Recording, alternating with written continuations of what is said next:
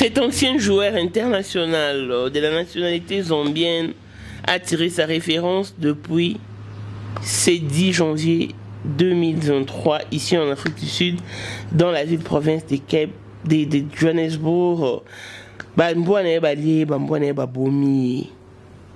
Moi, c'est ça qui n'est occupé à autre chose. Azo yo rapidement bambouane de bazaki ko aboyer, de bazaki ko hurler. Mais elle s'est dit baganga na bango comme ça surtout les passagers. Alors que bamboa bazalaki kolia mobali nae ba défiguré. Tala mboa mnomné na kanyo na gorge. Le mari a tenté de se défendre mais il n'a pas pu, il ne pouvait pas parce que une personne face à 3 chiens et raspé à pitbull, ce sont des chiens très dangereux qui sont déconseillés surtout quand il y a la présence des gamins à la maison. Pitbull se péter non, ils deviennent insupportables. Placé bango et les enquêtes sont en train d'être menées pour savoir qu'est-ce qui a traversé l'esprit des chiens pour mettre na bango alors qu'ils étaient censés d'exécuter les ordres de leur maître, mais malheureusement maman aux arnanda bozan bamboa ils ont l'habitude d'aboyer, mais son moni bon bazo aboyer d'une façon excessive. Oko tient juste un break et venir voir pourquoi est-ce qu'ils aboient ainsi. Maman nanda bamboa bomeli mobali. C'est vraiment regrettable donc et totuni o ezara misala kindo kimisala molili po mutako kufa boendenge nini. Est-ce qu'avec une mort pareille doit-on dire que Dieu a donné, Dieu a repris? Non. Bamboa baza bien, basalama pour nous prévenir du danger, mais 3 chiens, on dira pitbull en tout cas, c'est déconseillé. Parce qu'on va péter bas câble donc. Partenaire à destiné, Basukisi et Nanzela, c'est vraiment dommage et clin d'œil spécial à blessing moi de fille à papa. Je vais dire non sur papa et tout ce qui est à papa est à elle. Paul Monde, autrement du Porsche qui a un modèle chanteur Android monstre blanc. Élisée Madiam de mon cœur, mon talécu Azate Miros Bintou na London, grande sœur propre, monté ma Willy Malanga. Abraham Toko Yamado Toko na Belana à l'ost. Jean-Pierre Kibesi de Panama. Il y a maman Marie-Jeanne Kibesi. Donc à Paris, donc que l'âme de l'illustre disparu repose en paix.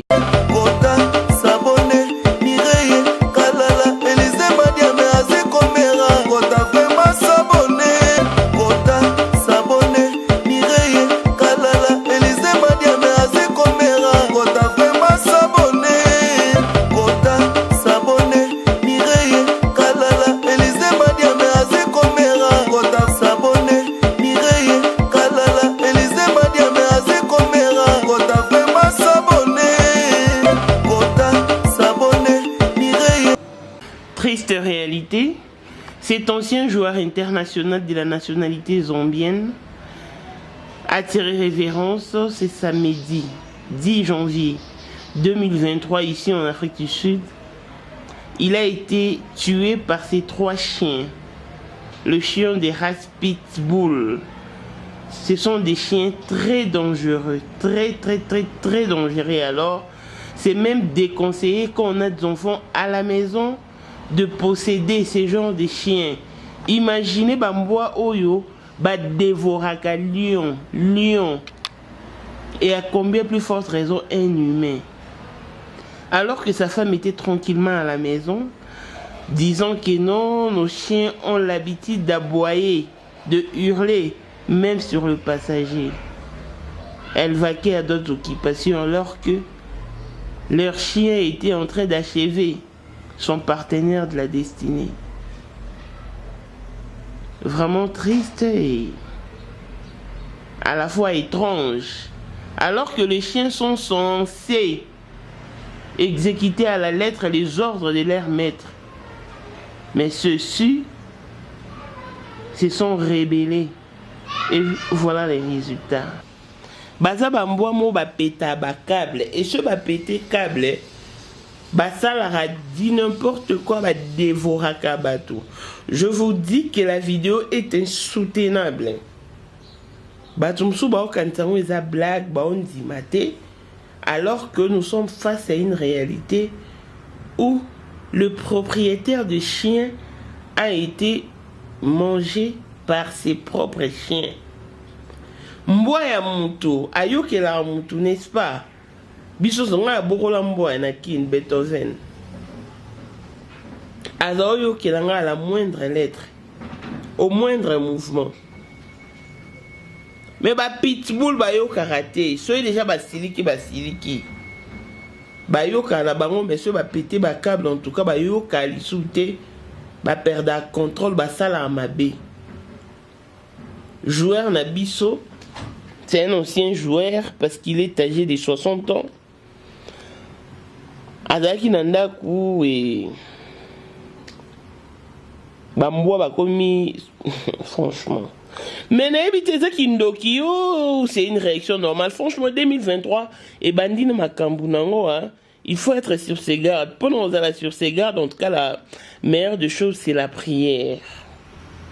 Imaginez que pendant que le chien était en train d'aboyer, sa femme était à la maison avant d'inaye à la TV, à la film, à programme sous.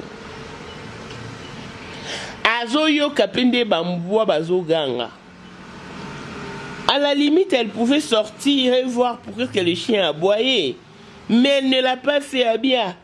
Bazana momesono ya roganga, ils aboient même sur des passagers. Avene.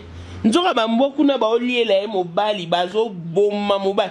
Tala ba défiguré ba longolie gorge donc aux oies. Il était sur moni corps naé après décès. Et ça, insoutenable. Aza bambwa o ba pitbull o misatu.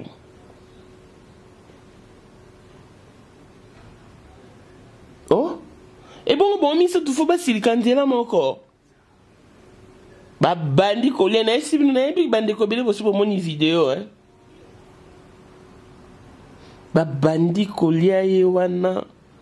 Azaki sous makasi au se défendre parce que moko kanga qui est na gorge talambwa mo nena afungoli monora nyoso akangi gorge moli parce que aoli ango azo brokuta musumne longi musuna loboko alongo na loboko na lokolo ba buki ba pandi donc c'est très grave, vraiment très grave.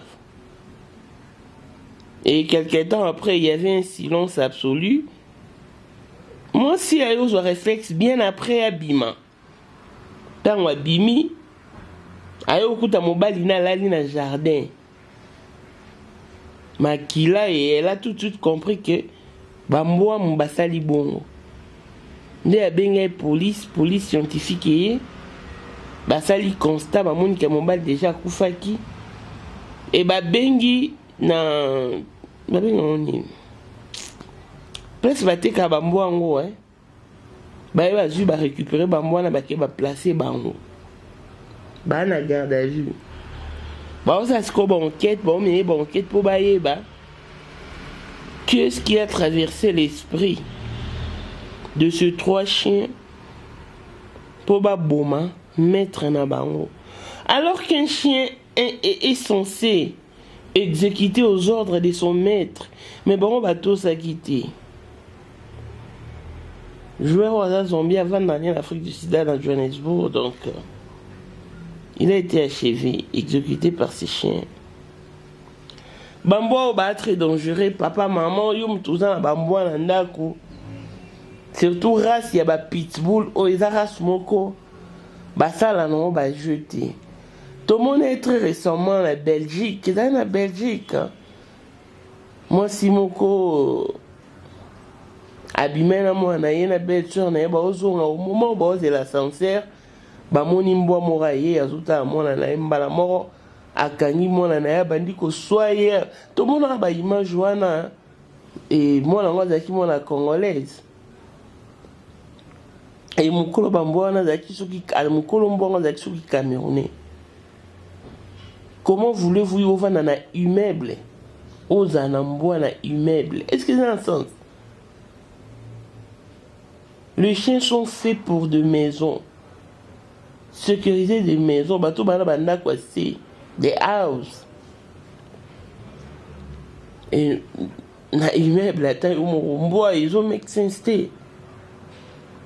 Ba bomila congolaise wana mona na la présence ta.